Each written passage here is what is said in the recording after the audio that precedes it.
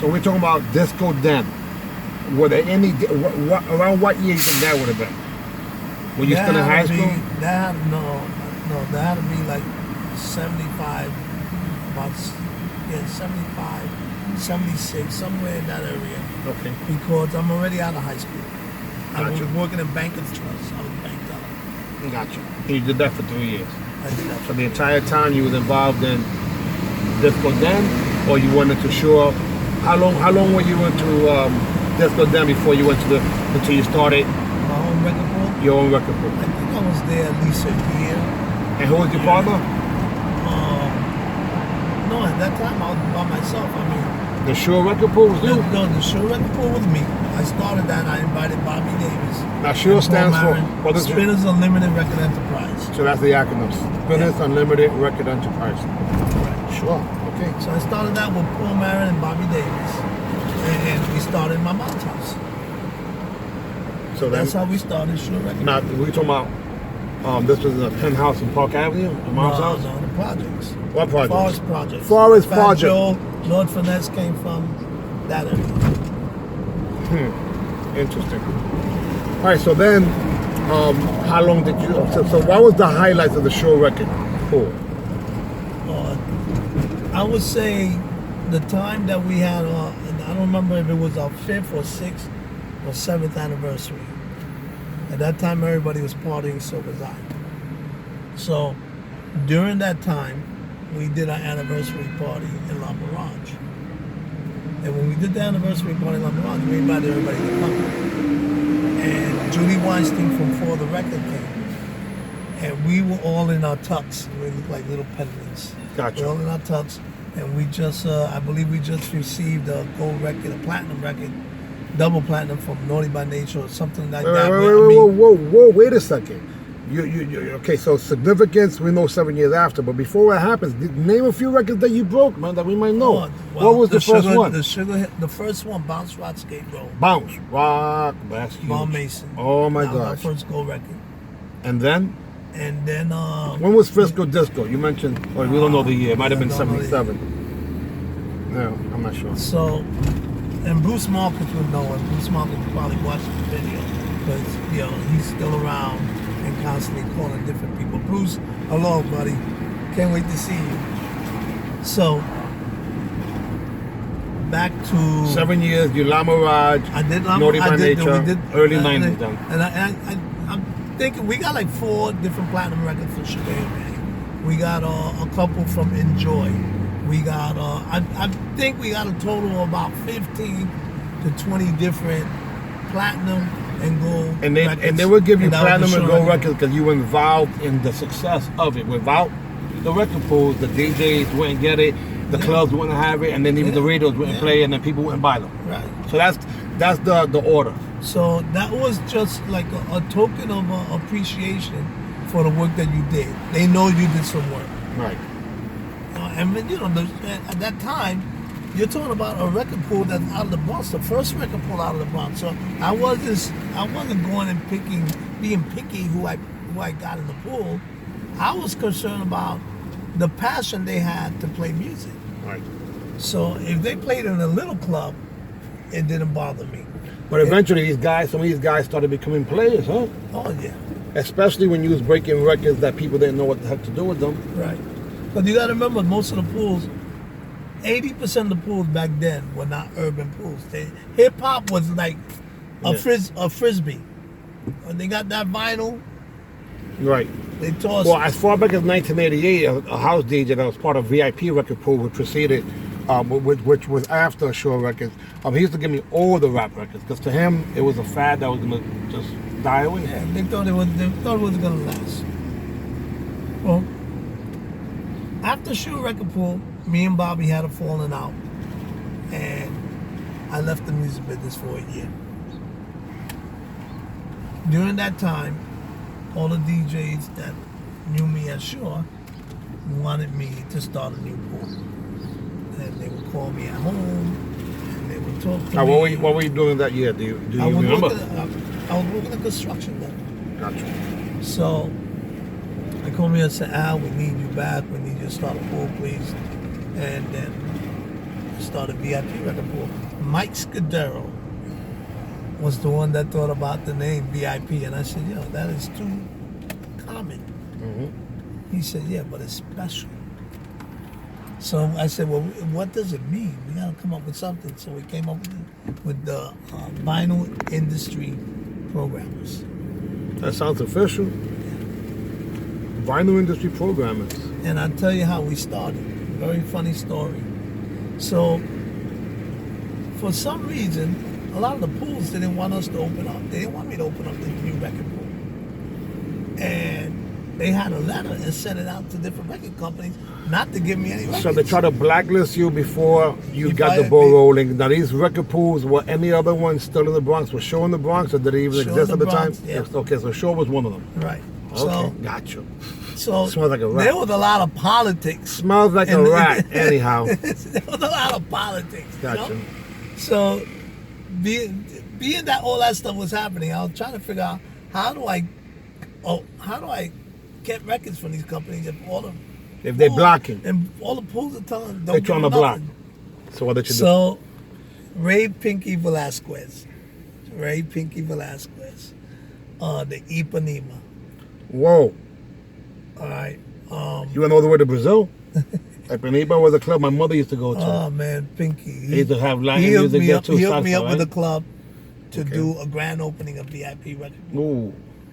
Did you do a And- VIP? Did you do a grand opening at Shaw?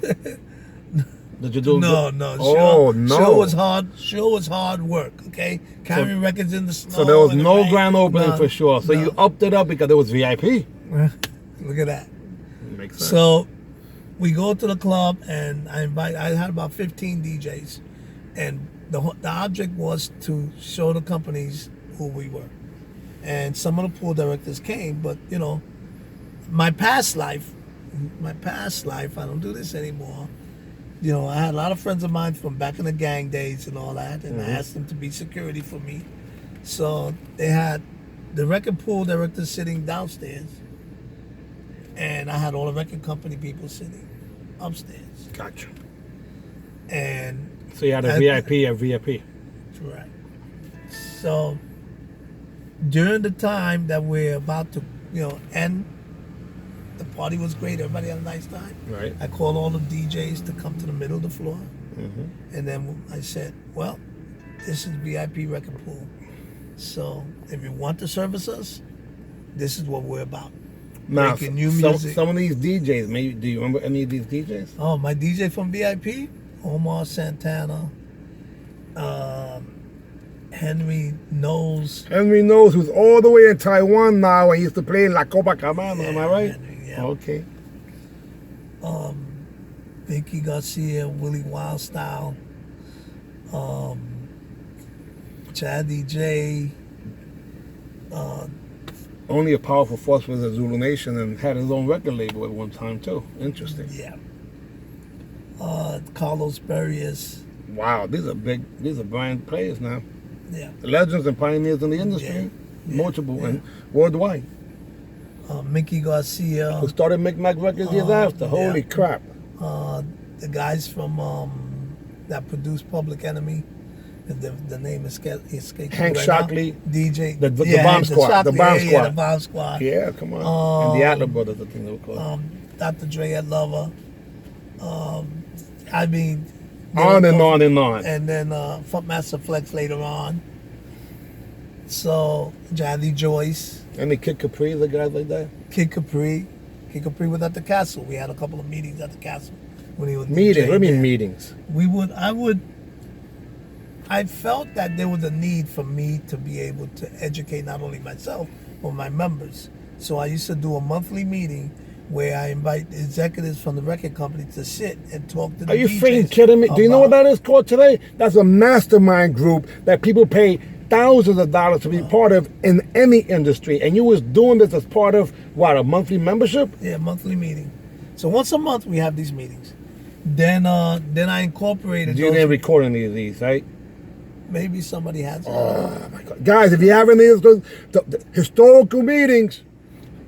Anyway. Then what I did was I invited some record pools to join me at the meetings to have their members come in too. Wait, whoa.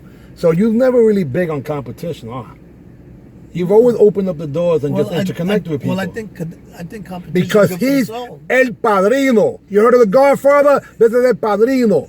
Padrino means Godfather in Spanish. So you guys know, I don't give a who. His name is El Padrino Pizarro. No, you think I'm funny? I'm freaking serious because somebody today called you the Godfather of music, and that gentleman was Bobby. And I said, you know what, Bobby? I don't know if no. You know what? He's a Padrino. A Padrino means a Godfather, and that's what I'm calling him, El Padrino. Because when it's all said and done, people just don't realize. And now you're starting to hear the inside information from the horse's mouth, and it's not Mr. Ed. It's El Padrino. Anyhow. So we had Steve Richardson from Connecticut Music Pool, Eddie Arroyo from what was his name of his pool? I forgot the name of his pool. Bill Ricketts from Ricketts Record Pool. Gene from Reel to Reel Record Pool. How many DJs were these people representing now? Now, when we went to a room, now you're talking 200 or 300 DJs in a room now. 200 or 300 DJs that might play at multiple gigs. So now the companies were like, wow, we got a room full of DJs. Power. Yeah. Now we're breaking records in a faster pace, against a bigger scale. Now, any of these other poets were from Manhattan? Are you proving some of your competitors wrong? Was Shore Records still down? Or were they gone? No, so Shore Records was, no, they were around and everything, but they weren't part of this thing. This conglomerate. I still, and let me say this. When you hold on to anger, it slows you down. Oh, it eats you up alive. So for 25 years, I didn't talk to my ex-partner. Let it go so you can grow. And it took my pastor to talk to me. And we were in Atlanta for a convention out there when I talked to Bobby and said, let's just squash the whole thing and all that. I felt a lot better. Yeah. And it was good that we squashed it, and that was it. Yeah, you can't hold it aside. Moved on from there. But 25 years, that's a lot of time. A long time. Yeah. So, putting all the pools together and having that impact was something that was just, I could see what was unfolding.